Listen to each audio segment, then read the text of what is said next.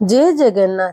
समस्त को रक्षाबंधन अनेक अनेक शुभेच्छा शुभकामना और अभिनंदन।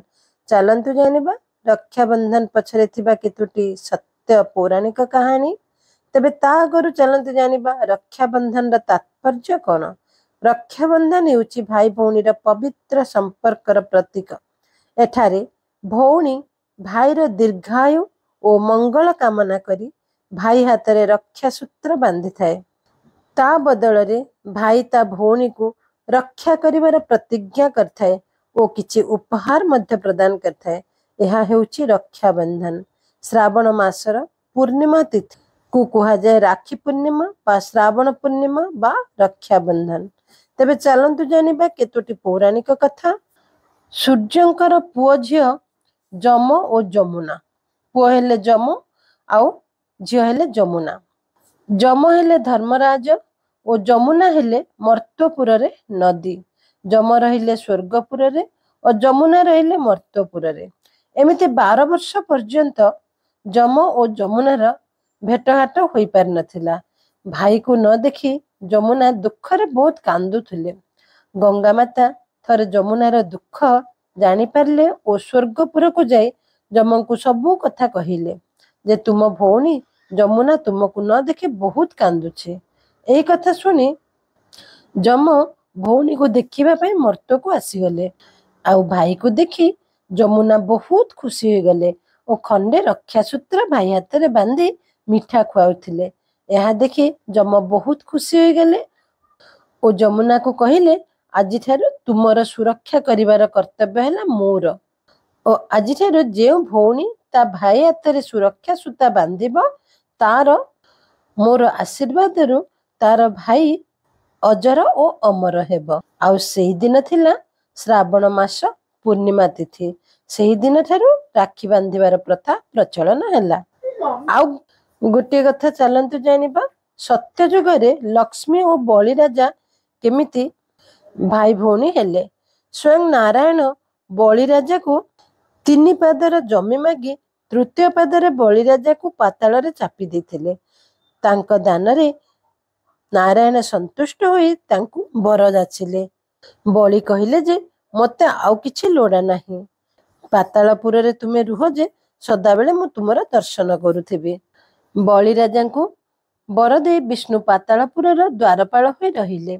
आउ सियाडे मां लक्ष्मी वैकुंठपुर रे एकाकी रहिले। से किपरि विष्णु को मुक्त करी वैकुंठपुर को आनिबे चिंता करुथिले। थरे मां लक्ष्मी पातालपुर को एकुटिया चली आसिले और बलि हाथ रे राखी बांधि देले। तुमे मो भाई बोली कहिले आउ कहिले तुमे मोर गोटे दुख दूर कर।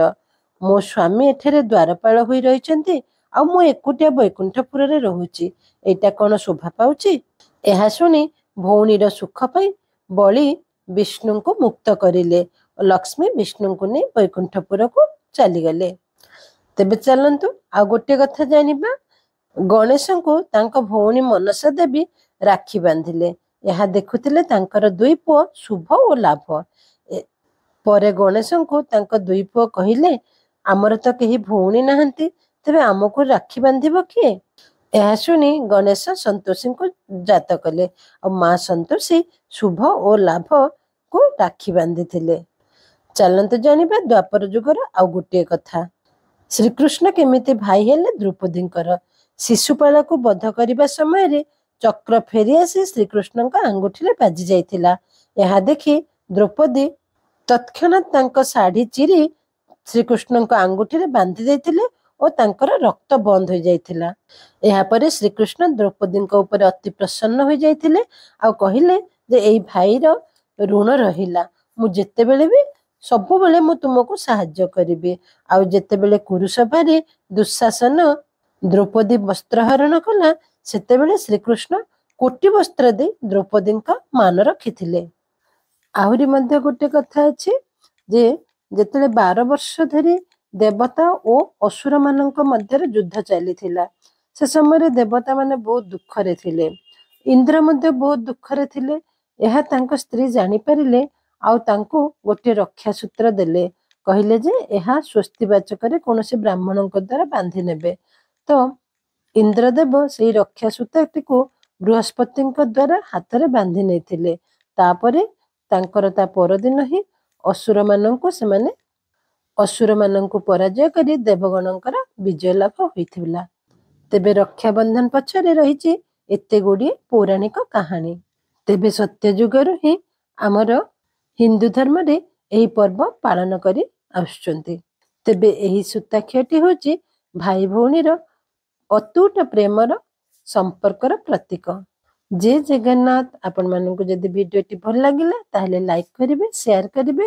ଚ୍ୟାନେଲରେ ଯଦି ନୂଆ ଅଛନ୍ତି ତେବେ ଆଧ୍ୟାତ୍ମିକ ବିଶ୍ୱାସ ଚ୍ୟାନେଲଟିକୁ ସବସ୍କ୍ରାଇବ କରିଦେବେ।